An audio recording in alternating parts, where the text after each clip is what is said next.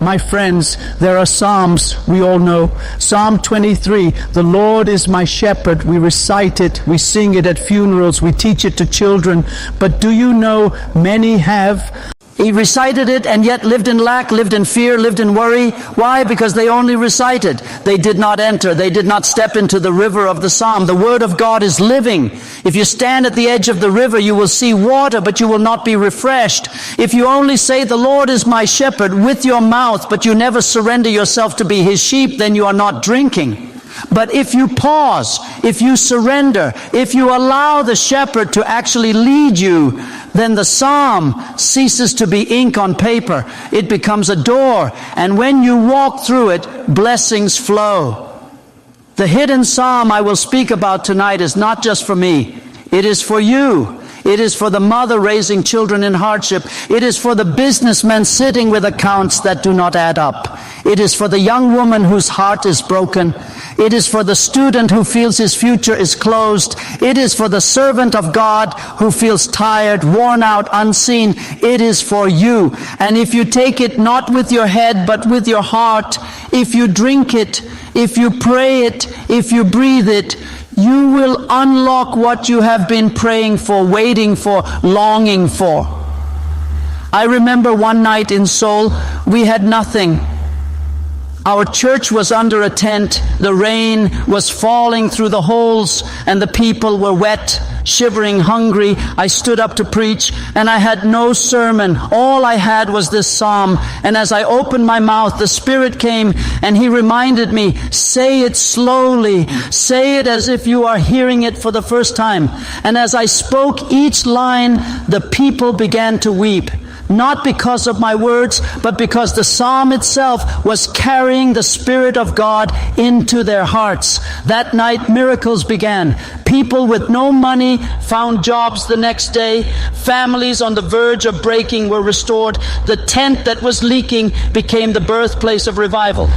And all of it from a piece psalm that had always been there, but had been hidden until we let it open. Now listen carefully. The blessings of God are not unlocked by formulas. They are unlocked by revelation.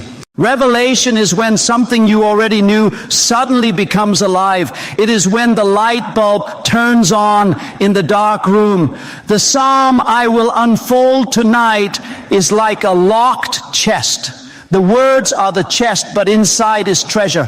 And the key is not in your pocket, not in your effort, not in your money, but in your surrender. You must surrender to the words until the words take you captive, and then they set you free. I want you to picture with me a tree planted by streams of water. The tree does not rush, the tree does not strive, the tree does not shout. It simply abides. Day after day, year after year, the roots go deeper and the water flows into it. Its leaves do not wither, its fruit comes in season. This is the picture of a man or woman who lives inside the Psalms. They are not shaken by storms because their roots are in the stream. They are not anxious about tomorrow because the water is faithful. This is what the hidden psalm does. It plants you. And once you are planted, blessings are not something you chase. They begin to chase you. One evening, as I was praying, the Spirit said to me, tell my people they are running after blessings, but blessings are meant to run after them. They are meant to be overtaken by goodness and mercy. Do you understand this, my friends? Too many of us pray as beggars. We say, oh Lord, give me just enough. Oh Lord, give me crumbs from the table. But the psalm does not reveal a God of crumbs. The psalm reveals a God of overflowing cups, a God whose table is set not in secret, but in the presence of enemies, a God who anoints your head with oil until it drips, until it shines, until others can see it. This is not a God of little. This is a God of more than enough. But we cannot experience this God if we only read the psalm as poetry. We must read it as covenant. Covenant means this: the shepherd does not fail. The shepherd does not abandon. The shepherd does not leave you halfway. The shepherd is bound to you. And if the shepherd is bound to you, then so are his blessings. Do not measure God by your bank account. Do not measure him by your job. Do not measure him by your situation. Measure him by his covenant. And his covenant is written in the Psalm. Brothers and sisters, let me slow down here. I feel the Spirit of God pressing me to say this very gently. Many of you read the Psalms for comfort, but you have never read them for power. Comfort will soothe your tears for a night, but power will change your life forever. Comfort will hold your hand in the valley, but power will lift you out of the valley. The hidden psalm is not only a blanket, it is a key. And when you insert the key into the lock, doors will open that have been shut for years. Some of you here tonight have been praying for breakthrough for so long. You say, Lord, when? Lord, how? And the Lord is saying, the key has been in your hand all along. You only need to use it. Let me testify.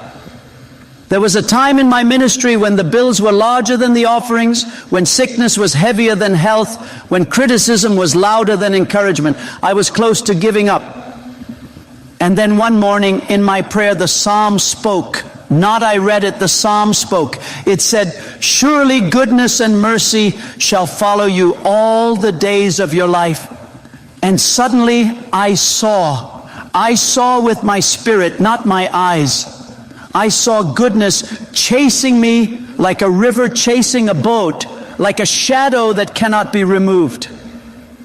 And when I saw it, faith rose in me.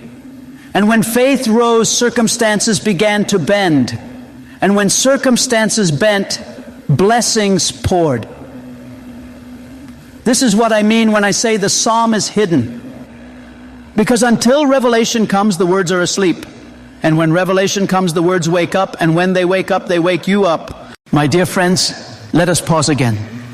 I do not want you to only listen with your ears. I want you to listen with your heart. Because the hidden psalm I am unfolding tonight is not a lecture. It is not an academic study. It is not a performance. It is life. It is breath. It is a well of living water. And if you are thirsty, tonight you will drink. When David wrote the Psalms, he was not sitting on a throne with a crown on his head. Many of the Psalms were born in caves, in fear, in loneliness, in exile. Do you understand? Blessings are not unlocked in comfort. Blessings are unlocked in desperation, in surrender. David knew what it meant to be hunted, rejected, betrayed. Yet in that place he wrote words that became eternal. And the Spirit of God preserved those words. Not for David only, but for you, for me, for every generation. This is why they are living, because the Spirit breathes through them even today. Now hear me, the hidden psalm carries a rhythm. It begins with a declaration, it moves into a journey, it arrives at a table, and it ends with a promise. Each stage is not just poetry, it is a map of your life. When you read, the Lord is my shepherd, that is your declaration. You must declare it until your doubts are silenced. You must declare it until your fears bow down. Then you move into, He makes me lie down in green pastures. He leads me beside still waters. That is the journey. But notice, He makes you lie down, not you decide. He makes you. Why? Because often we do not know how to rest. We want to strive. We want to run. We want to fix. But the shepherd makes us rest, because blessings are not received in anxiety. They are received in rest. I remember one season of my life when I was restless. I thought, if I preach more sermons, if I pray louder, if I work harder, the church will grow. But the Lord said to me, no, rest in me. Let me be the shepherd. You are the sheep. Sheep do not carry the burden. Sheep only follow. And when I surrendered, when I rested, the growth came not from my effort, but from His leading. Some of you need to hear this tonight. Stop striving, stop worrying, stop calculating. Rest. Let the shepherd lead you beside still waters. Your blessings are not the product of your anxiety. They are the fruit of His care. The psalm then says, He restores my soul. My beloved, listen carefully. Many of you are asking for financial blessing, for healing, for success. But the first blessing God gives is restoration of your soul. Because what use is money in your hands if your soul is broken? What use is success if your spirit is sick? The shepherd begins by restoring you inside. He heals your fears, your wounds, your bitterness, your shame. And once your soul is restored, then your life begins to align. This is why many people chase blessings and never find them. They want outward change without inward restoration. But the Psalm reveals the order. First, he restores your soul. I have seen this many times. A businessman came to me once, his company collapsing. He said, "Pastor, pray for financial breakthrough." I prayed, but the Spirit whispered, his real need is not money, his real need is peace. And as we prayed, the man began to weep. He had carried anger, disappointment, unforgiveness for years. As the Lord restored his soul, peace filled him. Within months, doors began to open in his business. Why? Because when the soul is restored, blessings follow. Do not neglect your soul. Let the shepherd restore it. Then the Psalm takes us further. He leads me in paths of righteousness for his name's sake. This is the turning point. Blessings are never given for our ego. They are given for his name's sake. If you seek blessings only to show others, only to prove yourself, you will miss the purpose. But if you desire blessings so that his name may be glorified, then you are in alignment. And alignment unlocks overflow. My brothers and sisters, God is not interested in making you rich for yourself. He is interested in making you a channel of his kingdom. He blesses you so you may bless others. He fills your cup so it can overflow into other cups. He gives you bread so you can feed the hungry. This is the way of the shepherd. But notice the journey of the Psalm. After the pastures, after the waters, after the restoration comes the valley.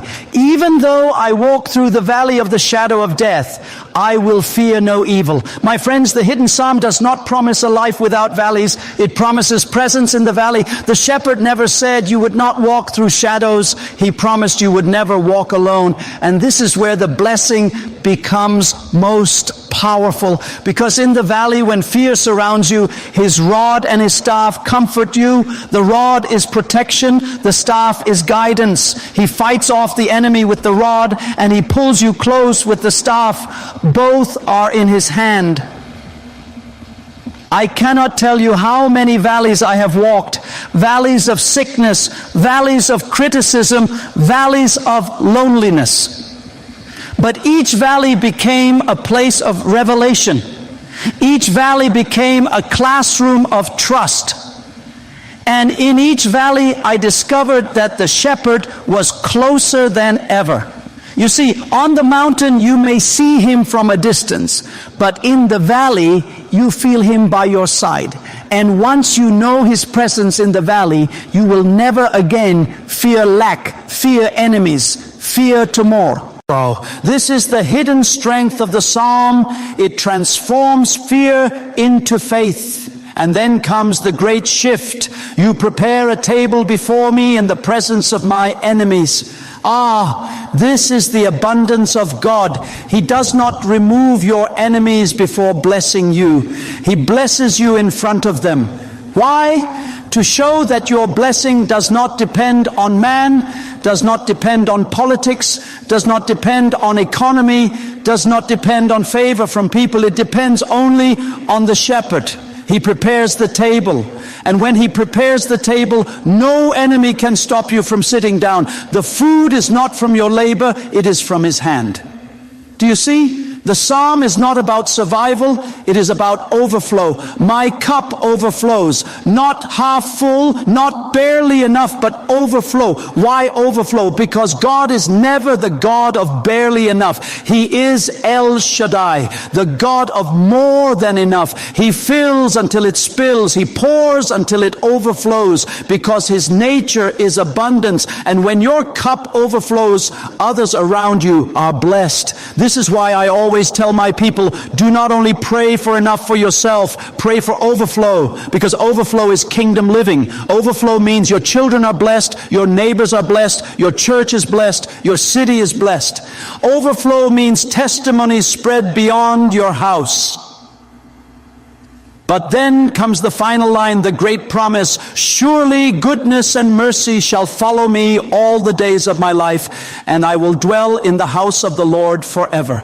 Ah, my friends, this is not just poetry. This is a covenant oath. Surely, there is no doubt, goodness and mercy are not temporary visitors. They are lifelong companions. They follow you, not just on Sundays, not just when you pray hard, but all the days of your life. They follow you into your workplace, into your family, into your struggles, into your victories. And when your days on earth end, they lead you into the eternal house of the Lord. This is the ultimate blessing. This is the hidden psalm unveiled.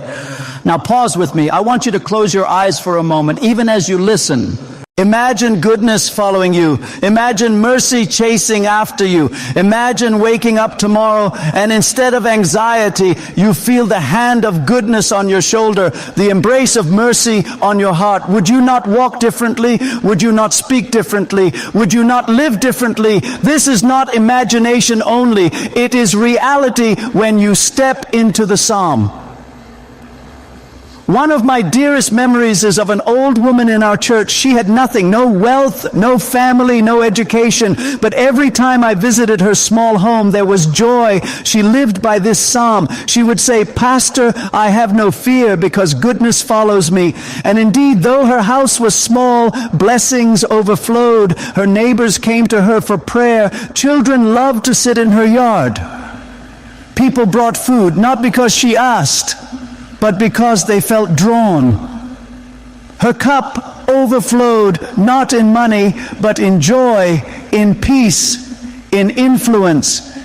And when she passed away, the whole community wept because they had all drunk from her overflowing cup. This is the power of living in the hidden psalm. My beloved brothers and sisters, as we come to the end of this long journey through the hidden psalm, I want you to feel the weight of what God has spoken into your life tonight. These were not just words. They were living seeds. Seeds planted into the soil of your heart. And if you will water them with faith, if you will guard them with prayer, if you will not let the birds of doubt steal them away, they will grow. They will grow into trees of blessing, into rivers of provision, into testimonies that will carry you for the rest of your days.